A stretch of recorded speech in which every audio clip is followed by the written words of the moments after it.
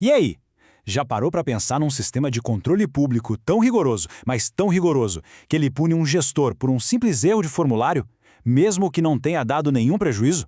Pois é, por mais de 100 anos foi exatamente assim que as coisas funcionaram na França. Mas em 2022, tudo isso mudou.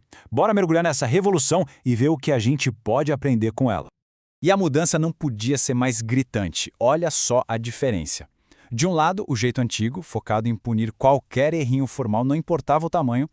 Do outro, o novo sistema, que virou a chave completamente. Agora, o foco é só naquilo que causa um prejuízo financeiro real, significativo. É uma troca total de filosofia.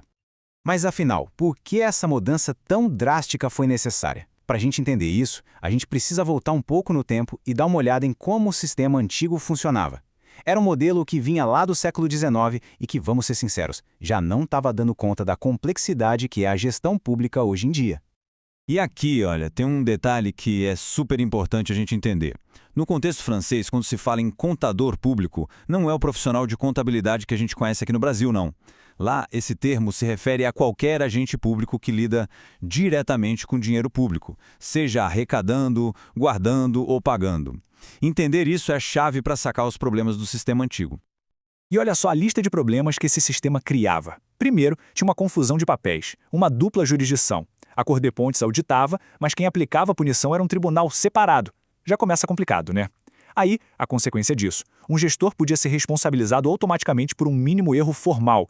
Pensa só no absurdo. Ter que tirar dinheiro do próprio bolso para cobrir uma falha que não gerou nenhum prejuízo real, nem teve má-fé. O resultado final, um sistema sobrecarregado com casos pequenos, lento e, pior de tudo, visto como super injusto. E foi justamente para resolver toda essa bagunça que veio a reforma de 2022. A gente pode chamar, sem exagero, de uma verdadeira revolução. E ela se baseia em 3 grandes inovações que basicamente redefiniram o controle das contas públicas por lá. O ponto central da reforma, o coração dela, é essa mudança de mentalidade. Acabou aquela caça às bruxas por pequenas falhas formais. A pergunta que importa agora é uma só. A atitude do gestor causou um dano financeiro relevante e concreto? Se a resposta for não, a energia do Tribunal de Contas vai para outro lugar, para onde realmente importa. E como isso funciona na prática? Bom, primeiro eles unificaram a jurisdição. Chega daquela divisão antiga, agora está tudo integrado na Cour des Comptes. Segundo, fortaleceram o direito de defesa, o devido processo, criando câmaras específicas só para julgamento e para recurso. E o mais importante, o passo 3, refinaram o foco para que o sistema se concentre só no que realmente causa um dano concreto e significativo. Essa citação aqui resume tudo de um jeito perfeito. O objetivo não é mais julgar o maior número de contas possível. A ideia agora é julgar os casos certos com mais profundidade, com mais impacto.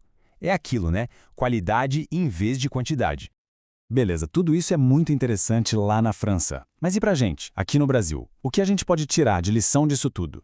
Vamos explorar agora 3 provocações bem importantes que essa reforma francesa traz para o nosso modelo de controle externo. A primeira provocação é um convite para a gente olhar para dentro, sabe? Para a nossa própria cultura de controle.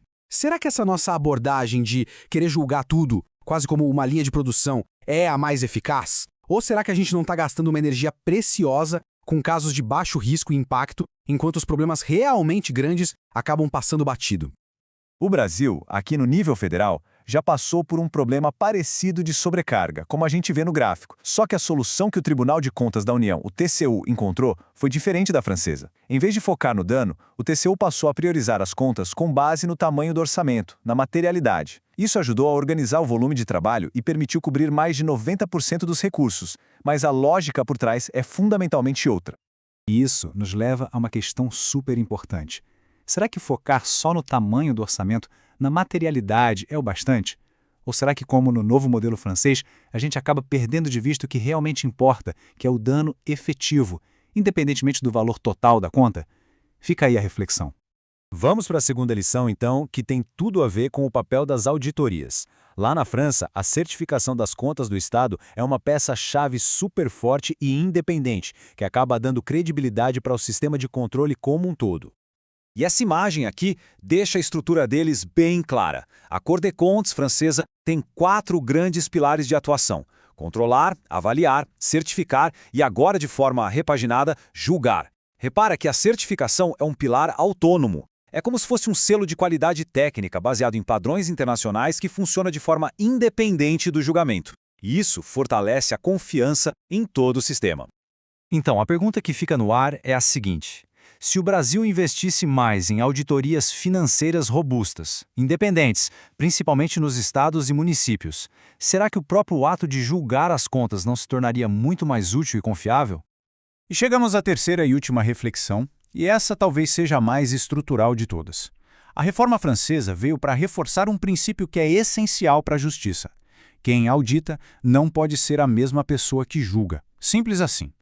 E essa imagem aqui mostra a diferença de um jeito bem claro. De um lado, o modelo francês, com a separação bem definida, tipo uma parede mesmo, para garantir a imparcialidade.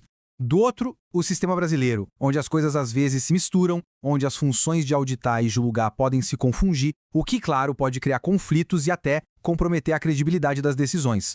Bom, e para onde tudo isso aponta, né? Qual é o futuro do controle? O que a experiência da França nos mostra que é uma transição muito clara. Sair de uma mentalidade focada na formalidade para uma que busca o impacto real.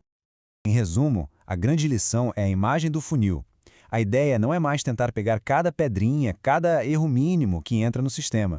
É ter um filtro inteligente. Sabe, um filtro que seja realmente bom em identificar e punir apenas aquelas ações que, no fim das contas, causam prejuízo de verdade para a sociedade.